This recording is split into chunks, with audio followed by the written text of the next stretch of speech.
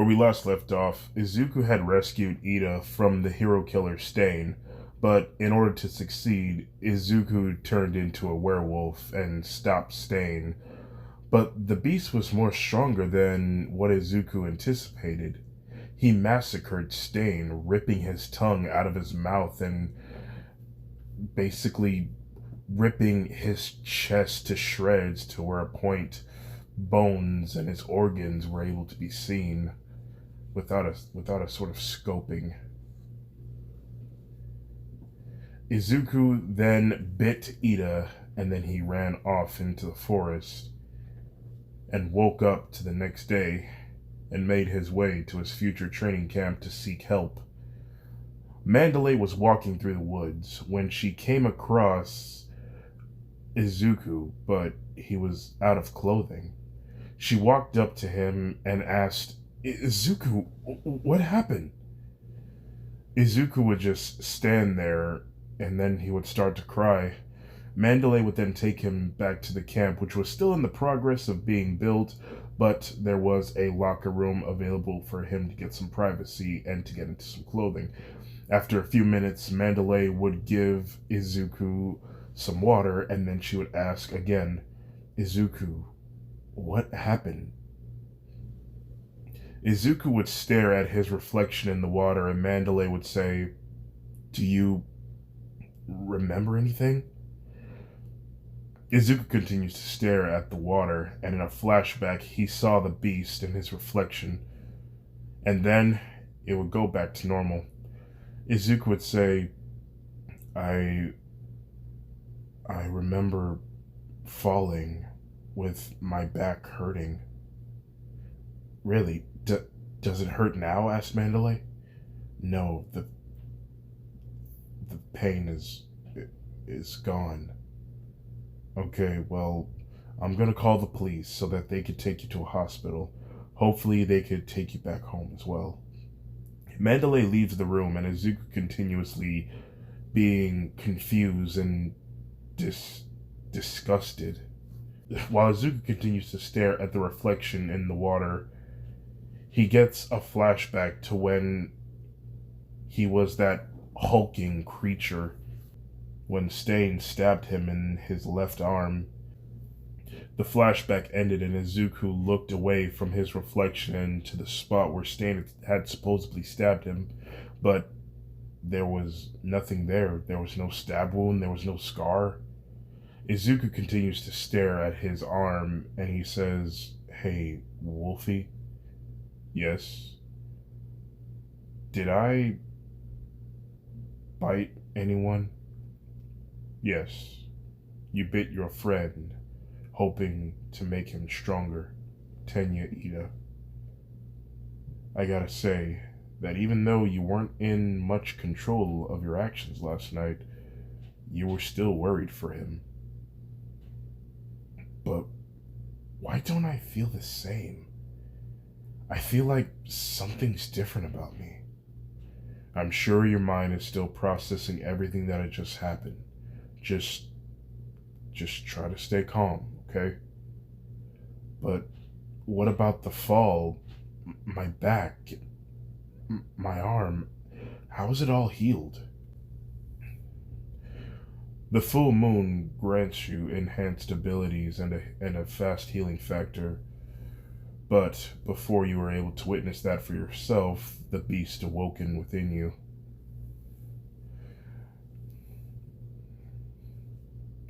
Izuku paces back and forth and says, "And Ida, he's a wolf now?" "Yes." "Damn it. We have to help him understand his situation before he ends up hurting himself and anyone else. Hopefully, we'll see him at school today." An hour has passed, and the wolf would go on to explain more details about passing on werewolfism. Izuku was taken by the police.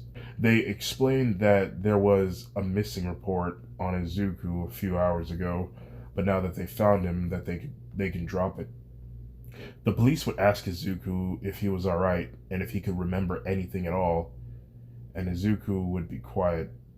for a few seconds, but he would just say, "No, I can't." All right then. The rest of the ride was an awkward, eerie silence. Inko was informed that her son was at the hospital, and she drove there with tears in her eyes, worried that something bad had happened to him. When she emerged through the door, she saw her son, Izuku, fine and well. Inko quickly ran over to her child and embraced him. Thank God, son, you're all right," said Inko. "Yeah, Mom, I'm okay." "Oh, what happened? Where have you been?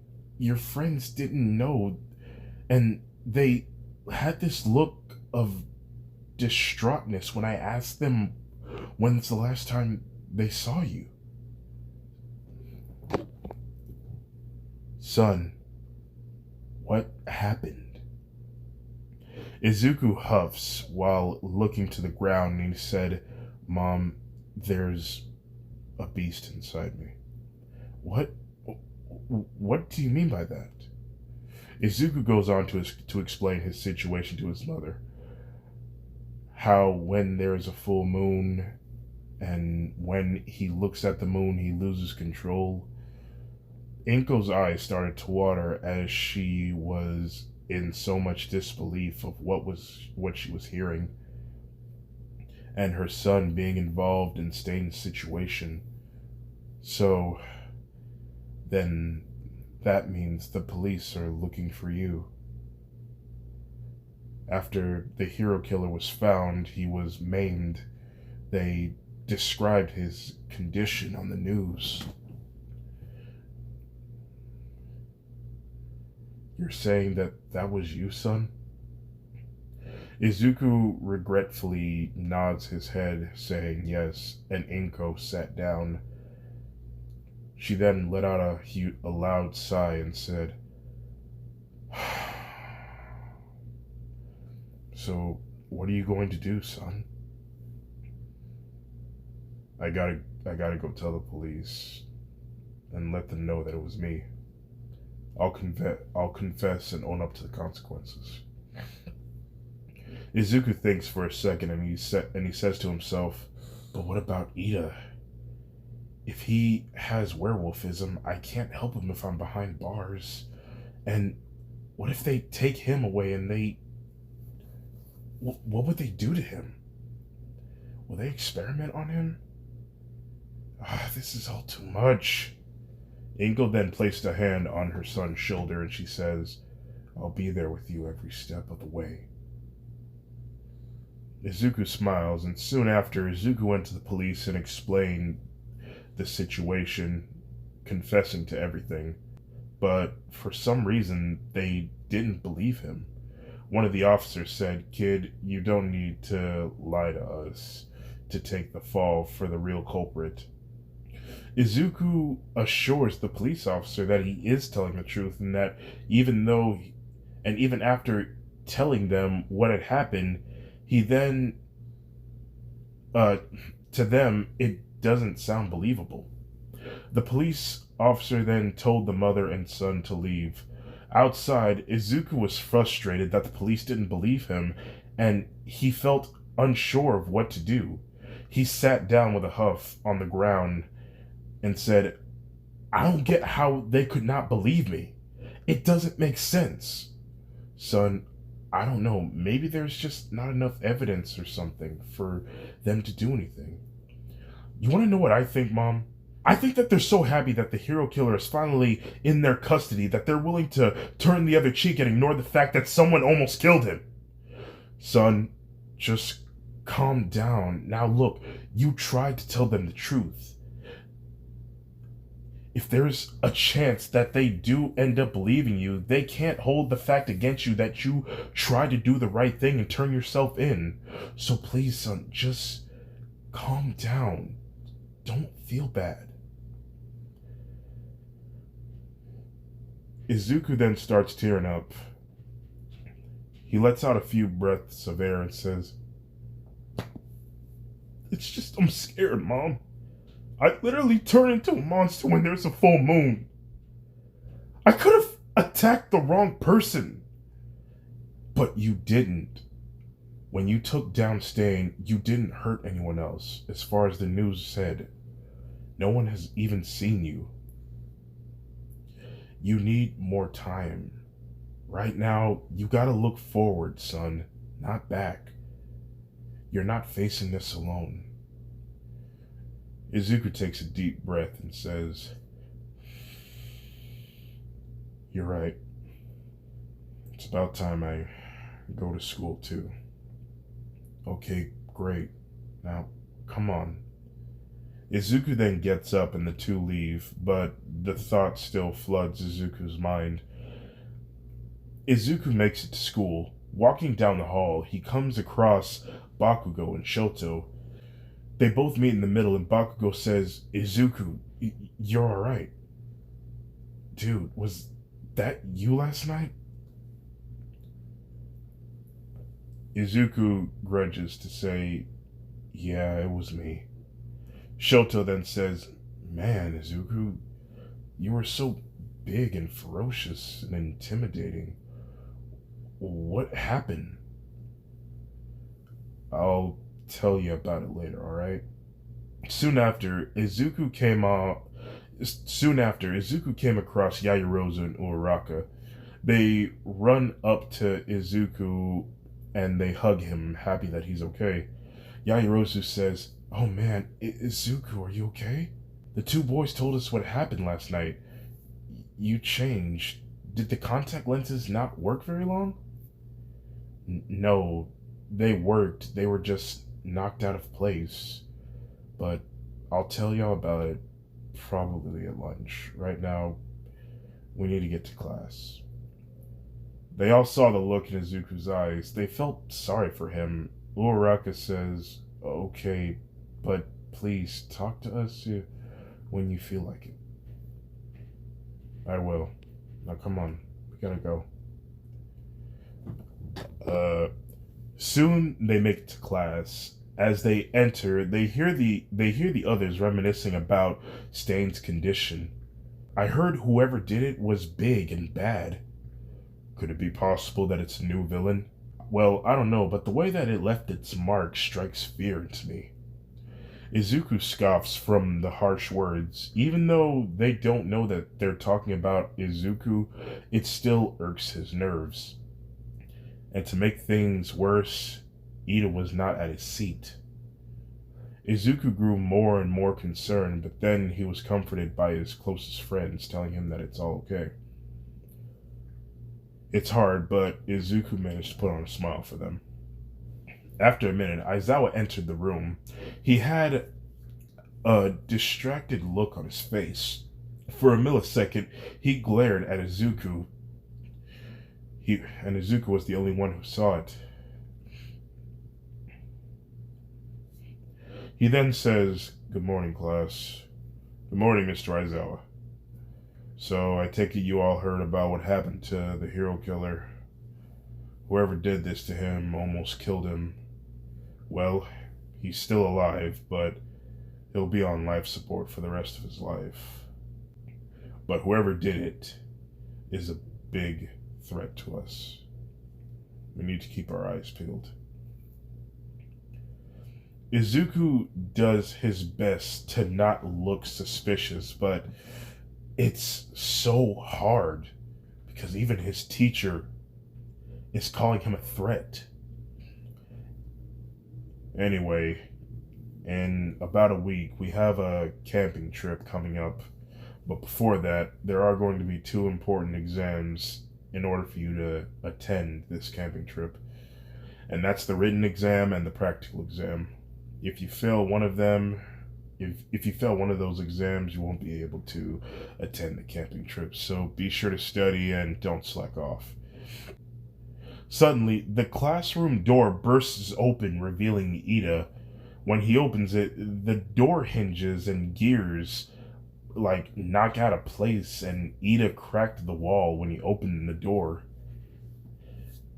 And the doorknob was left with a handprint of how he was holding it.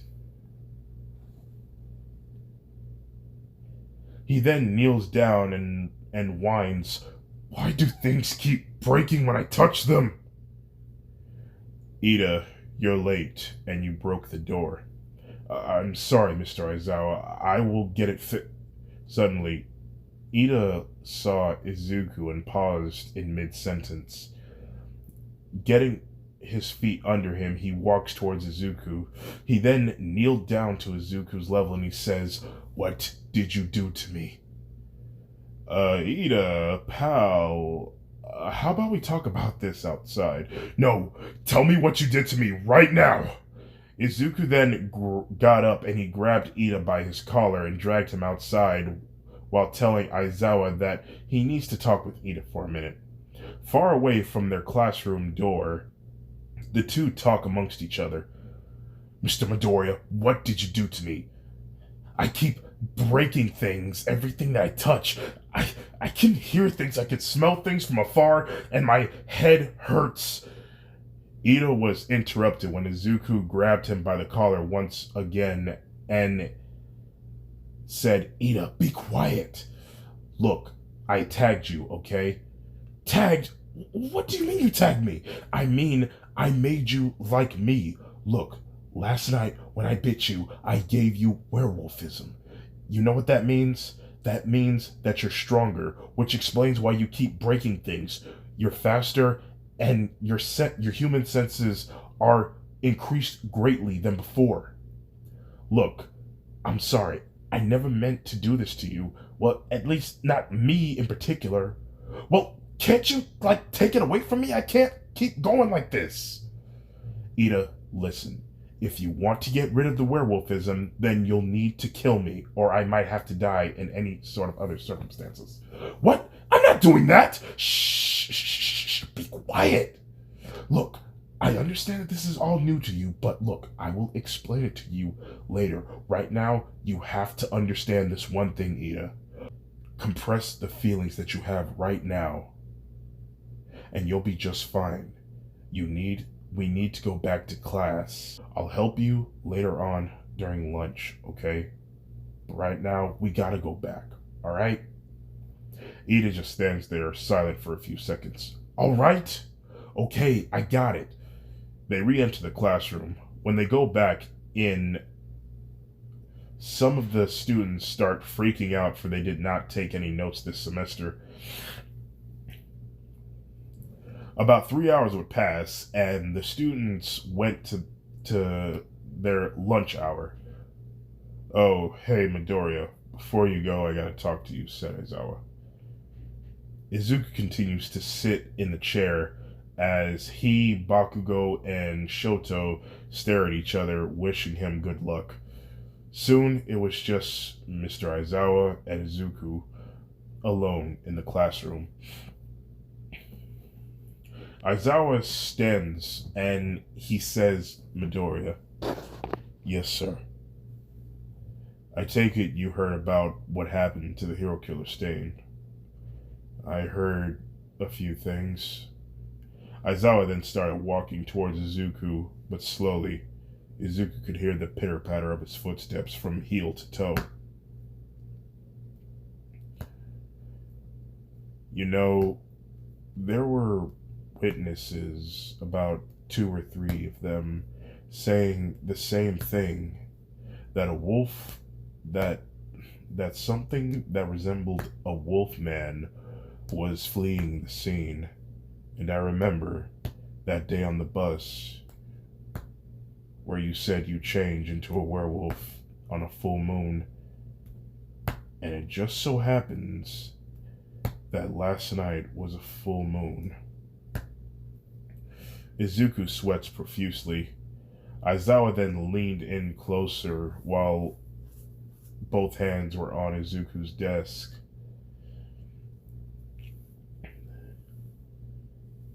And he says, "Is there something you would like to tell me?" Izuku says, "I tried to tell the police officers what happened, but they didn't believe me for some reason." An eerie silence fills the room, and A depressed sigh escapes Izuku's lips. I'm I'm scared, Mr. Aizawa, because what if it happens again and I end up hurting the wrong person? What if this ruins my chance of becoming a hero? Last night, I bit Ida and I made him like me, and now every month the beast awakens within me. They say that people aren't scared of the dark, but what lies within it. I am that thing that roams in the dark, the thing that people constantly look over their shoulders for. Aizawa would comfort Midoriya and would be more appreciative for trying to do the right thing. He goes on to promise that they will tame the beast that dwells within him. Izuku feels comfort after hearing his teacher's words. Aizawa would say, well, let's talk about it later. How about you just go grab some lunch and you help Ida understand his new quirk. Thank you, Aizawa. Soon after, Izuku and his friends, along with Ida, would talk in the cafeteria, sitting at a table, explaining what happened last night.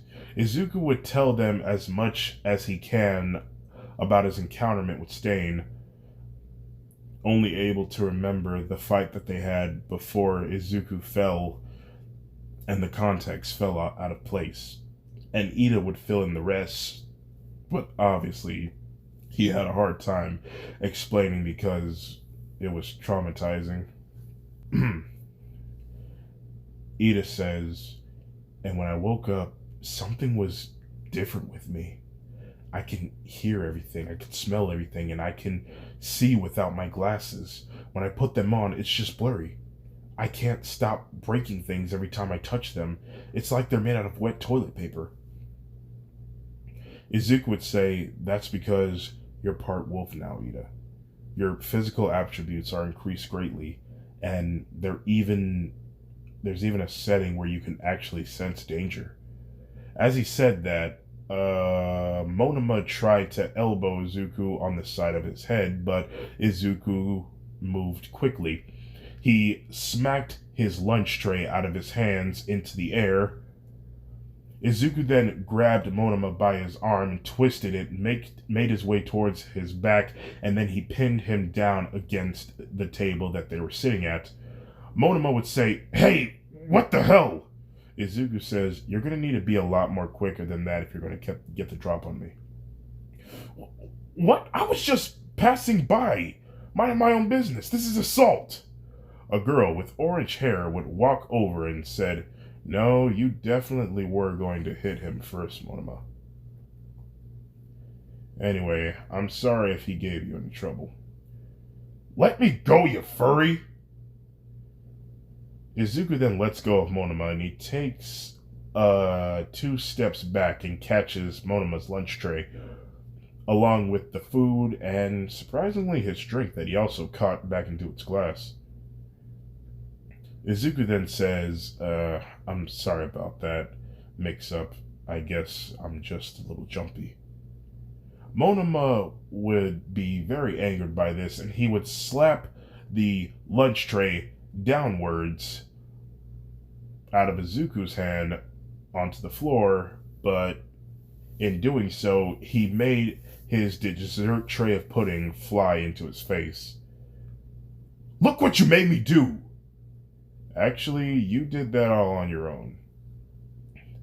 Monoma would walk away, angered, but not before Kendo would slap him upside his head.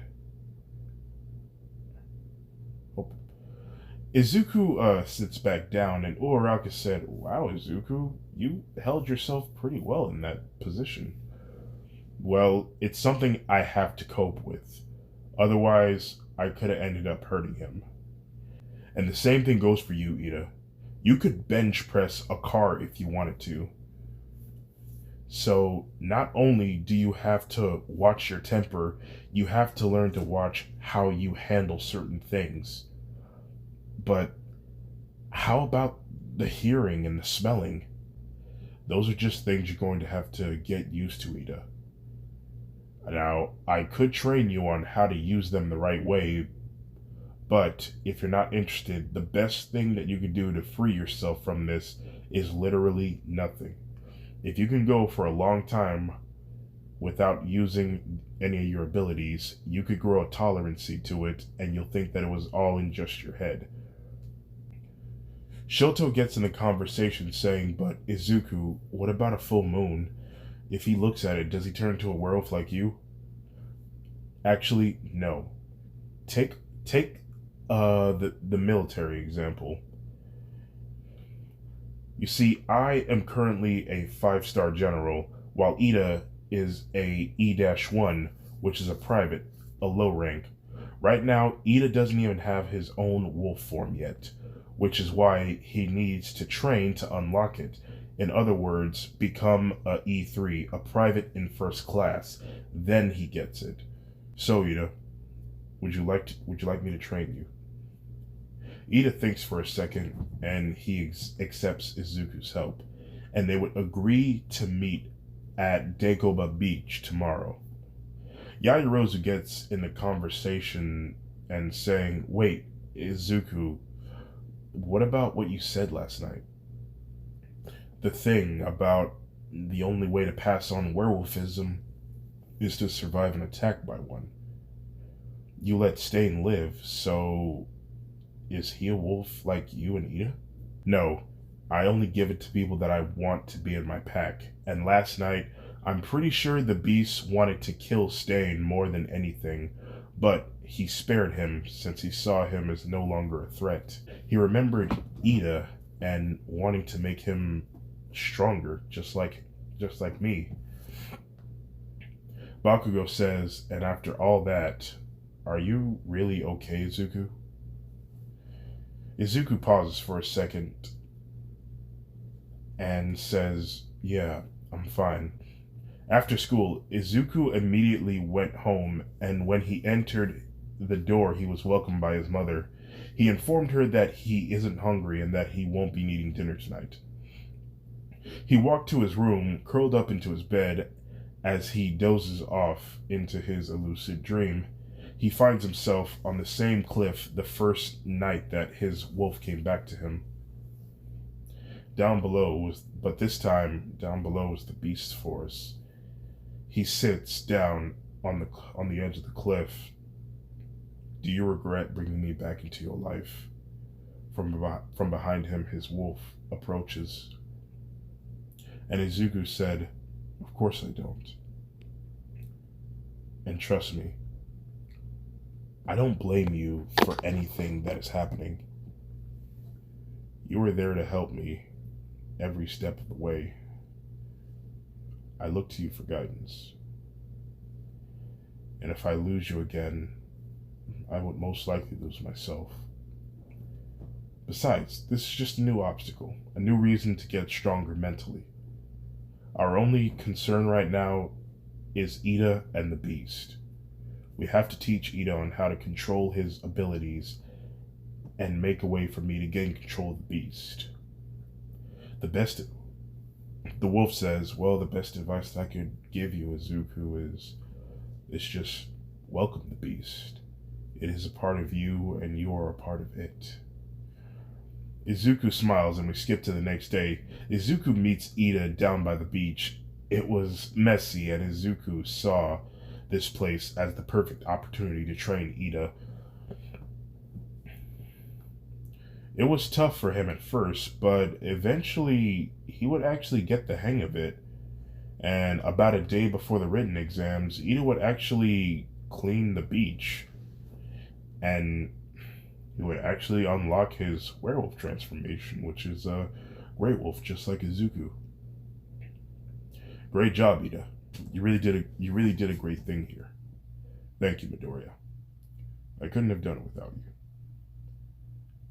We'll get some study. Izuku says, we'll get some studying done before the written exams. Yeah, we should. Izuku could tell by the tone in Ida's voice that something was bothering him. So he says, What's wrong, Ida? Ida takes a deep breath and he says, it's just,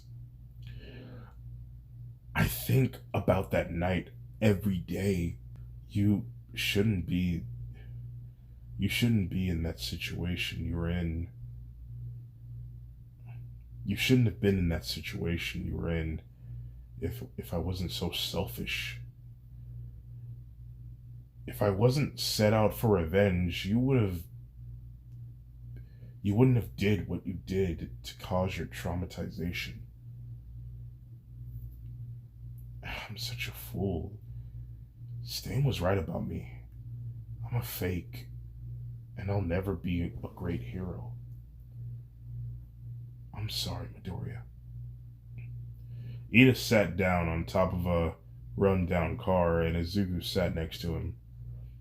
He placed a hand on Ida's shoulder, comforting him.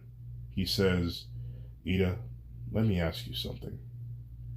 What is more important, to be born good or to overcome your demons through great effort? Ida says, well, if I had had to choose, I'd say being born good. Izuku says, nobody is really born good, Ida. In life, you're going to go through some stuff that will break you mentally and physically. So much that it will drive you insane, like Stain. He had his strong beliefs that what he was doing was right, that he was hurting people. He chose to walk down that path, and it led to his insanity. He chose to not overcome his demons. Whereas you, Ida, you have demons. After so much encounterment, it's time to overdraw them.